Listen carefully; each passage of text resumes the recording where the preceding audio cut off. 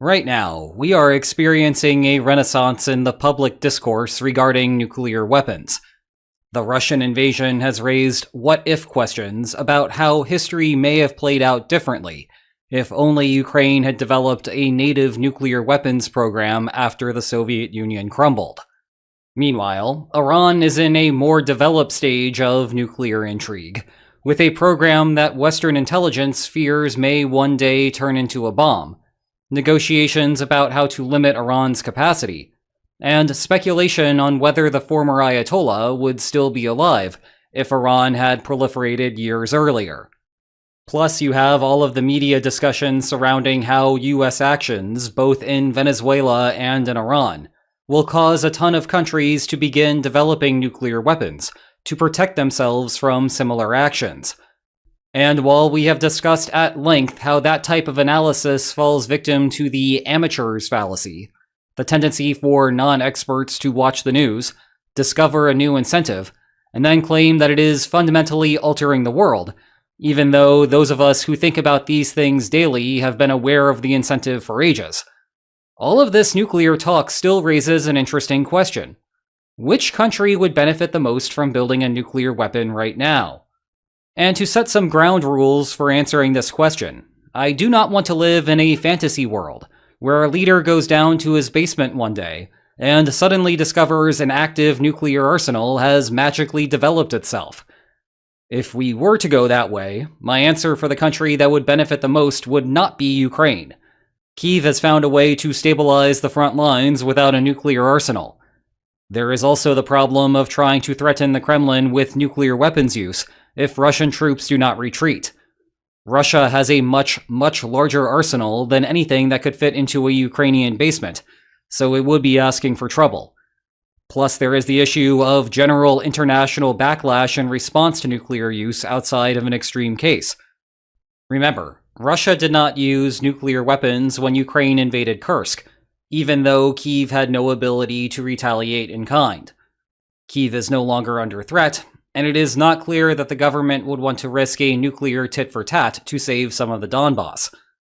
I also would not choose Estonia, despite my endless obsession with making it the target of a future Russian invasion. Apologies again to you wonderful people of Tallinn. A nuclear weapon would be fantastic for deterring the takeover of your capital, yes. However, for now, this is just a hypothetical, and it will be some time before Russia recovers enough from Ukraine to make that play on NATO's eastern flank. Rather, the clear and present danger is to Iran. I do not know what state of war/ceasefire/makeshift peace there will be with the United States by the time that you watch this, but I also would not be resting easy if I were anyone in the top level of Iranian leadership. A nuclear weapon would certainly make an opponent think twice about running further future assassination operations. Even if Iran does not have the ballistic missiles to hit the United States, yet, there are plenty of US facilities that a volley of nuclear weapons could eradicate. Also, let's not forget that Israel assassinated the previous Ayatollah, not the United States, and Israel is well within Iran's reach. So that is why Iran would be the biggest beneficiary of magically conjured nuclear weapons. But let's come back down to earth and think about who would be in the best position to build nuclear weapons, given all of the real-world constraints that come along with doing so. That takes Iran from being a great choice to a terrible one. The country only checks the two most basic boxes.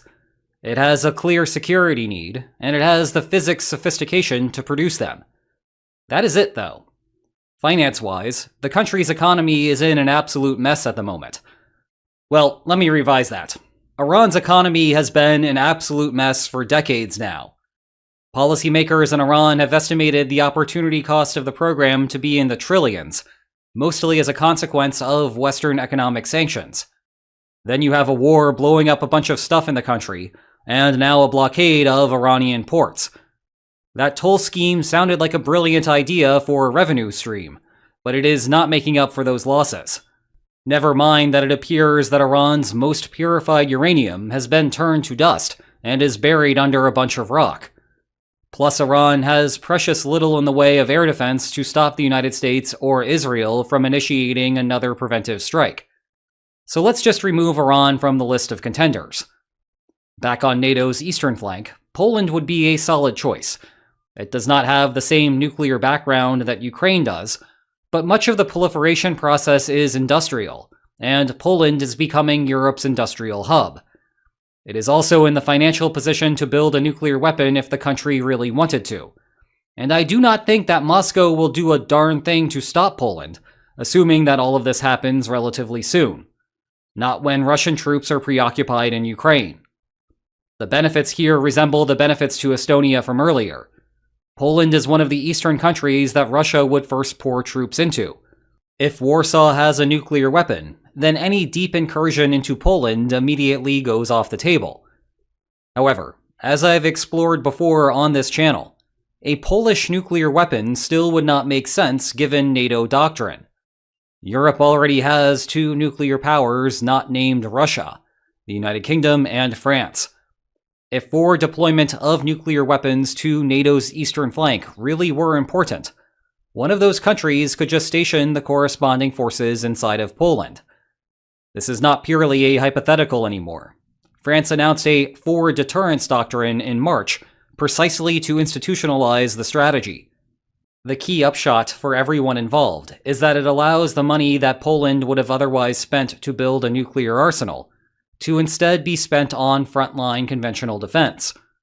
Poland has a comparative advantage in that realm, and exploiting those comparative advantages is one of NATO's main purposes. Despite Poland not winning this title, the country that would make the most sense to develop a nuclear weapon is indeed in the east. Just much, much further east. So let's talk about Taiwan for the rest of this video. Let me preface this by saying that I do not think that Taiwan will develop a nuclear weapon anytime soon. I have been involved in the nuclear industry for the better part of 2 decades now, and I know by now that the public perceptions are distorted here. There is always a prevailing belief that more countries will soon have nuclear arsenals. Actually, I can date those fears back to the 1960 presidential debates, when Kennedy was warning of a world where 20 countries would soon have nuclear weapons. In practice, it is still only 9, despite the science behind nuclear weapons being well understood by any top-level physicist. The stopping block is how there are plenty of actors in international politics who try, usually successfully, to get in the way of a would-be proliferator. But let's cover why a Taiwanese nuclear weapon would be sensible, even if it is not probable. And that requires covering 4 points that I have been alluding to throughout the video so far. The finances, the ability to produce nuclear weapons without someone bombing your program, the credibility of nuclear use post-proliferation, and the bargaining problem between Beijing and Taipei. The financial side of the equation is straightforward. Taiwan is rich. If you were to count Taiwan as a country, an interesting hypothetical given that it underlies the entire dispute with the mainland, it would rank 20th in GDP by purchasing power parity. Coincidentally, it is 1 slot above Poland. What do you know? Making the world's best semiconductors is a great way to become richer than your grandparents could have ever imagined. Point is, the financial aspect is a complete non-issue on this front. On the other hand, avoiding preventive war is a bit more dicey, but still feasible. The key here is that Taiwan has some level of protection from the United States, so any PRC incursion would have to weigh the possibility that Uncle Sam's Navy blocks any serious response. Now, that comes with all sorts of caveats. The long-running US policy of strategic ambiguity with Taiwan is intended to stop Taipei from entrapping the United States in a war, a topic near and dear to many right now, with Israel possibly having entrapped the United States in a war in Iran.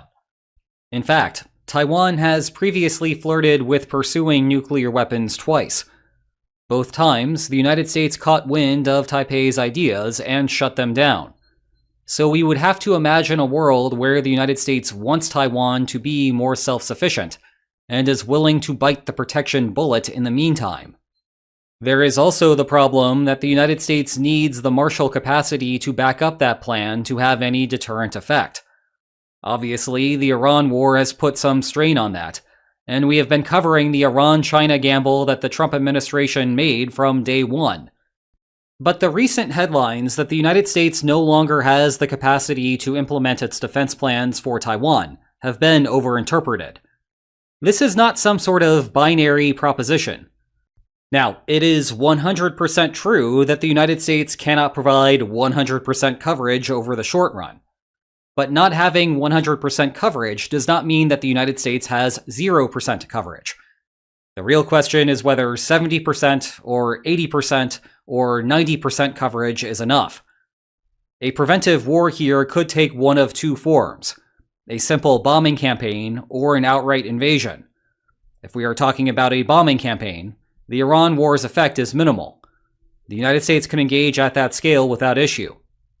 It could not last long. Otherwise, you start getting into the need to have large stockpiles of Tomahawks to hit mainland ports, and Patriots to defend key Taiwanese installations.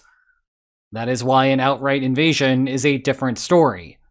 The upshot is that the PRC lacks the landing craft for now to do that properly, so it is not much of a current concern. That said, the clock is ticking, and Taiwan does not have the facilities to enrich uranium or reprocess plutonium, one of which is required to fuel a nuclear bomb. Thus, if Taiwan were to pursue this policy, it would have to get moving.